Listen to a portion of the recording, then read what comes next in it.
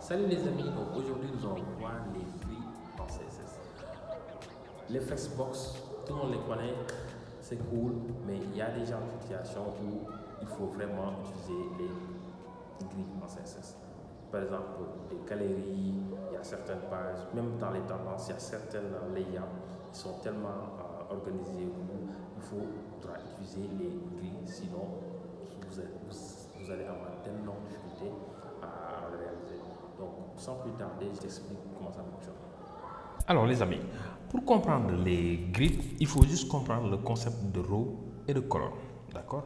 Donc, si on veut réaliser cette page, d'accord? Donc, j'ai déjà fait le code CSS basique. D'accord? Donc, ici, nous avons les colonnes et les lignes. D'accord? Donc, je vais prendre mon crayon. Donc, je vais vous expliquer de manière plus. Je vais prendre mon crayon. D'accord? Donc ici, ce sont les colonnes. D'accord? Et ici, ce sont les rows. D'accord? Donc ici, c'est à 2 dimensions. Donc ici, on va compter à partir d'ici. Donc ici, c'est 1. Donc ici, on compte les différentes sections qu'il y a dans l'axe des X, par exemple. Donc ici, supposons que je suis à 1 ici. Donc je suis à 1 colonne, c'est 2. 3, 4.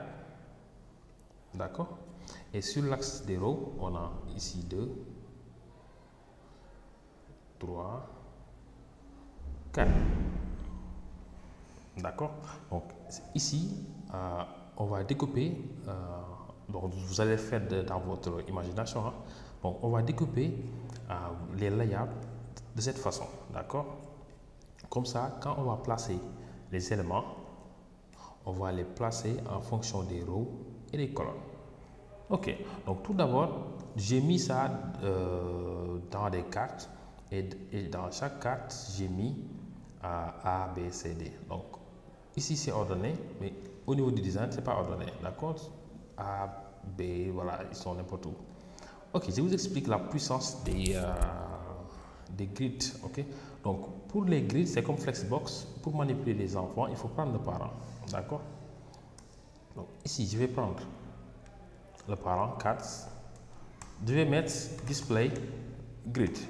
Ok, d'accord? Donc si vous mettez display grid, donc rien ne se passe par rapport à Flexbox. D'accord? Mais par exemple, regardez ici, si je mets par exemple, si je mets gap, par exemple, gap de 20 pixels, vous voyez, ça commence à changer. D'accord? Donc ici, on va dire à notre CSS que ici on veut 4 colonnes et 4. On veut, par exemple, ici il y a 1, 2, 3. On veut 3 colonnes et 3 lignes. Donc 1, 2, 3.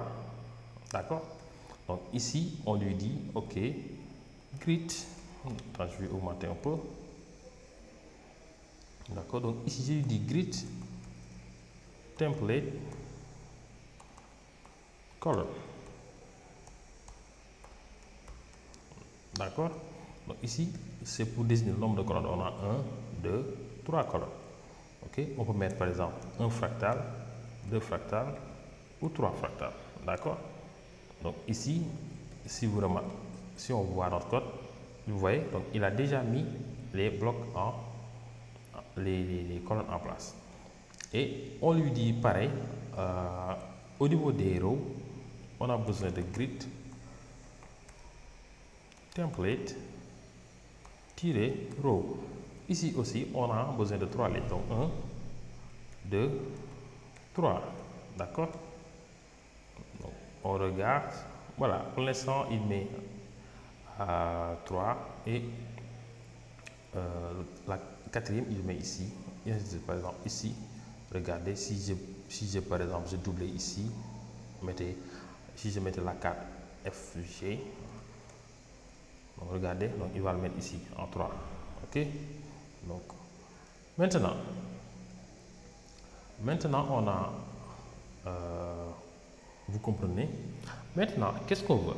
Donc on va faire un exemple. On va prendre la carte F et on va lui dire occupe à partir de la colonne 3 jusqu'à la colonne 4 et au niveau des lignes occupe la colonne 1 jusqu'à la colonne 3. D'accord?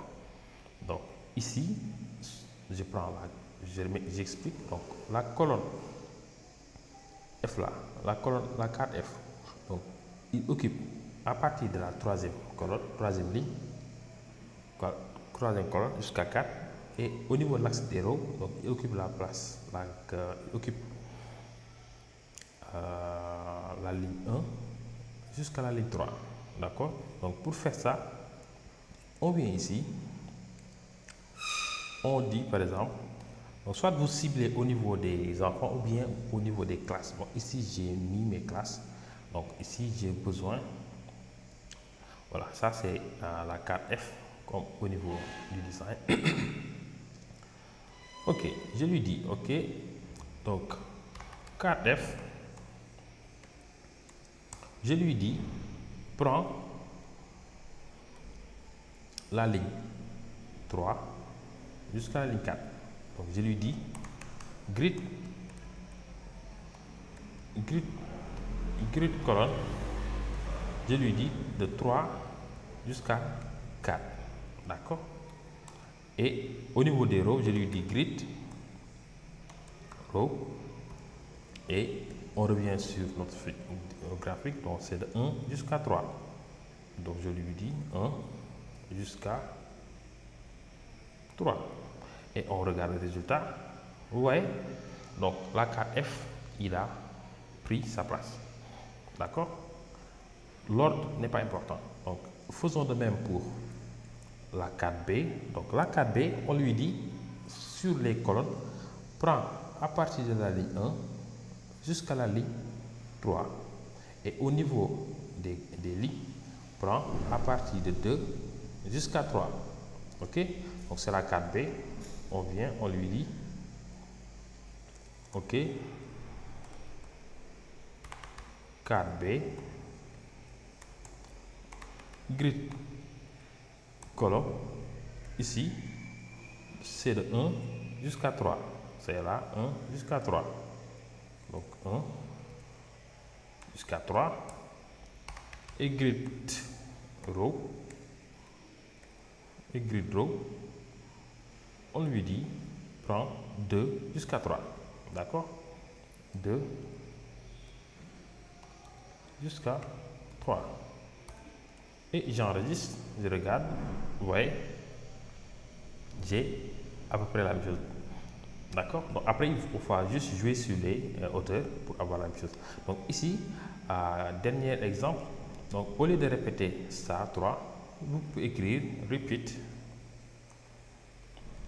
Donc 3, 1, FR. Ok? On le fait pareil ici. Repeat. Donc il n'y a pas de changement. Vous pouvez même aller plus loin.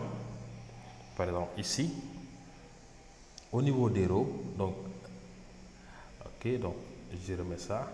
Donc ici, le premier fractal. Donc imaginez si vous mettez 100 pixels.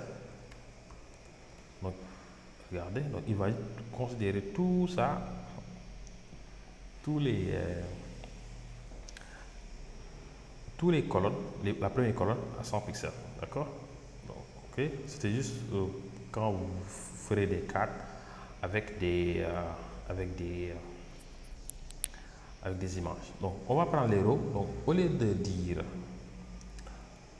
prendre les fractales, on va prendre des valeurs relatives. Donc on va prendre repeat 3. Au lieu de mettre un FR, on va juste mettre auto. D'accord? Vous voyez? Donc ici, il y a une différence de hauteur. Ok?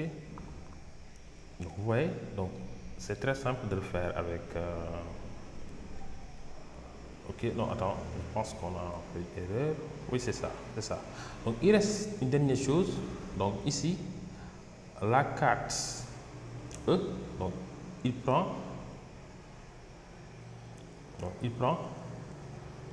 tout ça. Donc ça dit à partir de la colonne 2 jusqu'à 4, et ici, côté row, donc il prend 4 jusqu'à 3.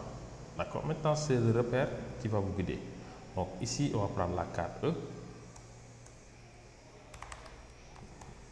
Carte E.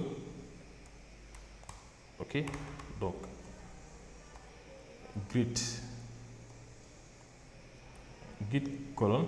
Donc ici, on revient. Donc ici, à partir des colonnes. Donc c'est à partir de la ligne 2 jusqu'à la ligne 4. D'accord, on met 2 jusqu'à la ligne 4.